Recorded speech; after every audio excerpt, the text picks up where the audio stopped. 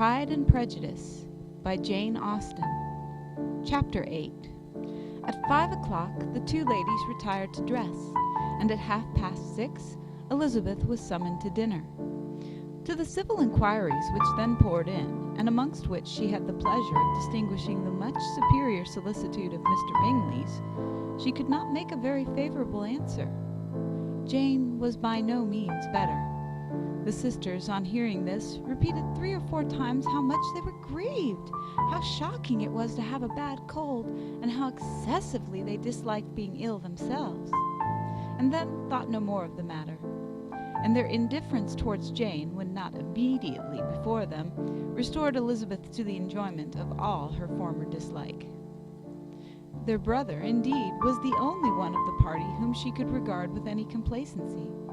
His anxiety for Jane was evident, and his attentions to herself most pleasing, and they prevented her feeling herself so much an intruder as she believed she was considered by the others. She had very little notice from any but him.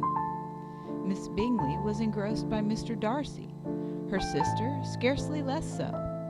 And as for Mr. Hurst, by whom Elizabeth sat, he was an indolent man, who lived only to eat, drink, and play at cards, who, when he found her to prefer a plain dish to a ragout, had nothing to say to her.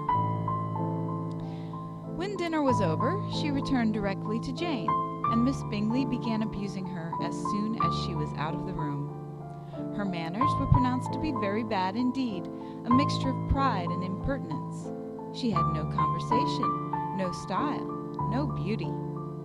Mrs. Hurst thought the same, and added, "She has nothing, in short, to recommend her, but being an excellent walker.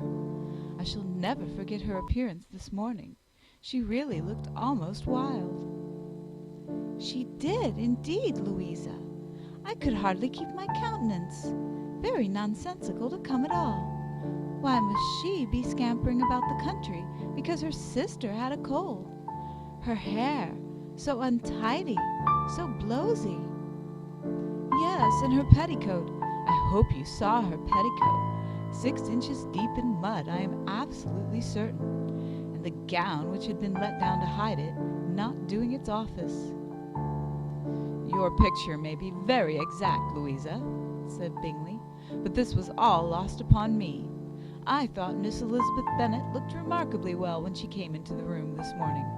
Her dirty petticoat quite escaped my notice." "You observed it, Mr. Darcy, I am sure," said Miss Bingley, "and I am inclined to think that you would not wish to see your sister make such an exhibition." "Certainly not." "To walk 3 miles, or 4 miles, or 5 miles, or whatever it was, above her ankles in dirt, and alone, quite alone. What could she mean by it? It seems to me to show an abominable sort of conceited independence, a most country town indifference to decorum." "It shows an affection for her sister that is very pleasing," said Bingley. "I am afraid, Mr. Darcy," observed Miss Bingley in a half-whisper, "that this adventure has rather affected your admiration of her fine eyes." "Not at all," he replied. "They were brightened by the exercise." A short pause followed this speech, and Mrs. Hurst began again. "I have an excessive regard for Miss Jane Bennet. She is really a very sweet girl, and I wish with all my heart she were well settled. But with such a father and mother, and such low connections, I am afraid there is no chance of it." "I think I have heard you say that their uncle is an attorney on Meryton." "Yes, and they have another, who lives somewhere near Cheapside." "That is capital," added her sister, and they both laughed heartily. "If they had uncles enough to fill all Cheapside," cried Bingley, "it would not make them one jot less agreeable." "But it must very materially lessen their chance of marrying men of any consideration in the world," replied Darcy. To this speech Bingley made no answer, but his sisters gave it their hearty assent, and indulged their mirth for some time at the expense of their dear friends' vulgar relations. With With a renewal of tenderness, however, they returned to her room on leaving the dining parlor, and sat with her till summoned to coffee. She was still very poorly, and Elizabeth would not quit her at all till late in the evening, when she had the comfort of seeing her sleep, and when it seemed to her rather right than pleasant that she should go downstairs herself.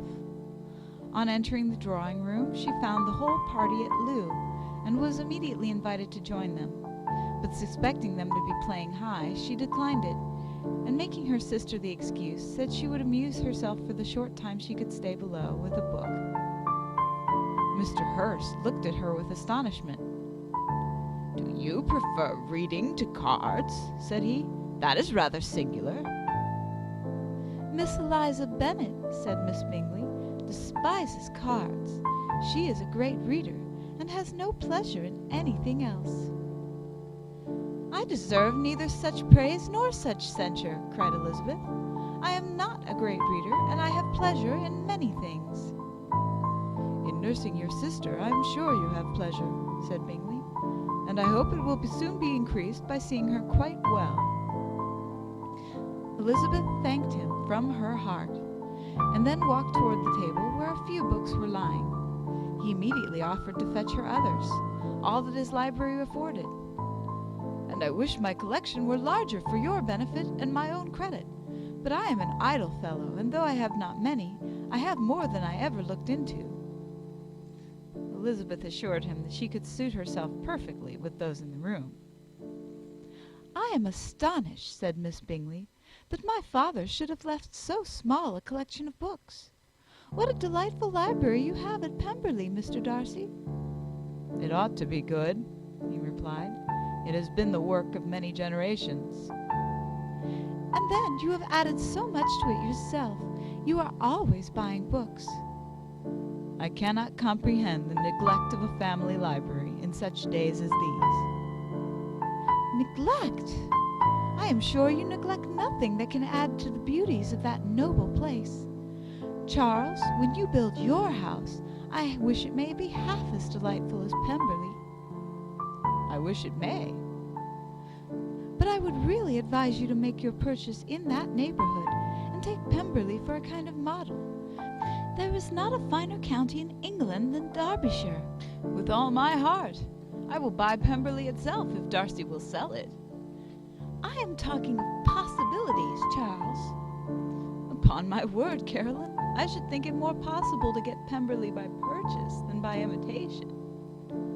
Elizabeth was so much caught with what passed as to leave her very little attention for her book, and soon laying it wholly aside, she drew near the card table and stationed herself between Mr. Bingley and his eldest sister to observe the game. "Is Miss Darcy much grown since the spring?" said Miss Bingley. "Will she be as tall as I am?" "I think she will. She is now about Miss Elizabeth Bennet's height, or rather taller." "How I long to see her again! I never met with anybody who delighted me so much. Such a countenance, such manners, and so extremely accomplished for her age. Her performance on the pianoforte is exquisite."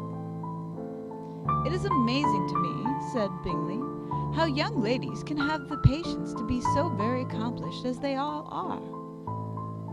"All young ladies accomplished? My dear Charles, what do you mean?" "Yes, all of them, I think. They all paint tables, cover screens, and net purses. I scarcely know anyone who cannot do all this, and I am sure I never heard a young lady spoken of for the first time without being informed that she was very accomplished." "Your list of the common extent of accomplishments," said Darcy, "has too much truth. The word is applied to many a woman who deserves it no otherwise than by netting a purse or covering a screen. But I am very far from agreeing with you in your estimation of ladies in general. I cannot boast of knowing more than half a dozen in the whole range of my acquaintance that are really accomplished." "Nor I am sure," said Miss Bingley.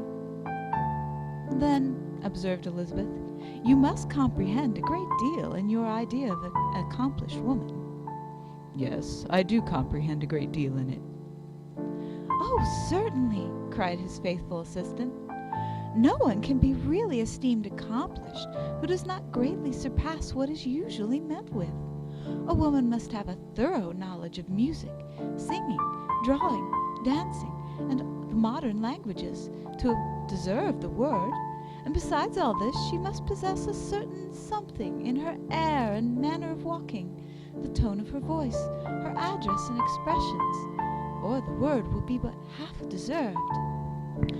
All this she must possess, added Darcy, and to all this she must yet add something more substantial in the improvement of her mind by extensive reading. I am no longer surprised at your knowing only 6 accomplished women. I rather wonder now at your knowing any. Are you so severe upon your own sex as to doubt the possibility of all this? I never saw such a woman. I never saw such capacity and taste and application and elegance as you describe united. Mrs. Hurst and Miss Bingley both cried out against the injustice of her implied doubt, and were both protesting that they knew many women who answered this description, when Mr. Hurst called them to order, with bitter complaints of their inattention to what was going forward.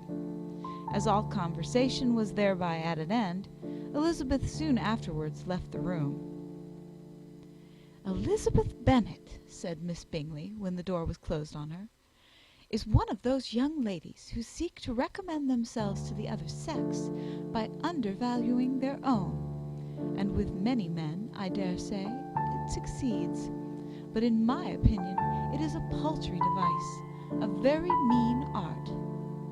"Undoubtedly," replied Darcy, to whom this remark was chiefly addressed. "There is a meanness in all the arts which ladies sometimes condescend to employ for captivation. Whatever bears affinity to cunning is despicable." Miss Bingley was not so entirely satisfied with this reply as to continue the subject. Elizabeth joined them again, only to say that her sister was worse, and that she could not leave her. Bingley urged Mr. Jones being sent for immediately, while his sisters, convinced that no country advice could be of any service, recommended an express to town for one of the most eminent physicians. This she would not hear of, but she was not so unwilling to comply with their brother's proposal, and it was settled that Mr. Jones should be sent for early in the morning, if Miss Bennet were not decidedly better. Bingley was quite uncomfortable. His sisters declared that they were miserable. They solaced their wretchedness, however, by duets after supper, while he could find no better relief to his feelings than by giving his housekeeper directions that every attention might be paid to the sick lady and her sister. End of Chapter 8. Recorded by Maureen O'Brien, Kettering, Ohio, November 14th, 2005.